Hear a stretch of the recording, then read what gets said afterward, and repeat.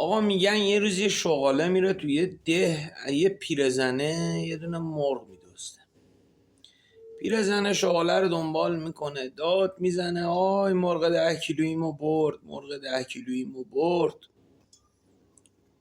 شغاله میرسه به جنگل، روباهو میبینه.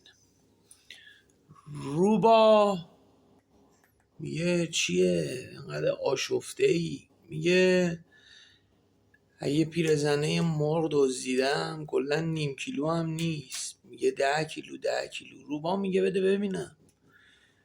همین که شغال مرغو میده به روباه، روباه یه نگاهی میکنه فرار میکنه. شغاله میگه کجا میری؟ میگه هیچی، تو به همه بگو 20 کیلو بود. روباه یه مرغ 20 کیلویی دزدید.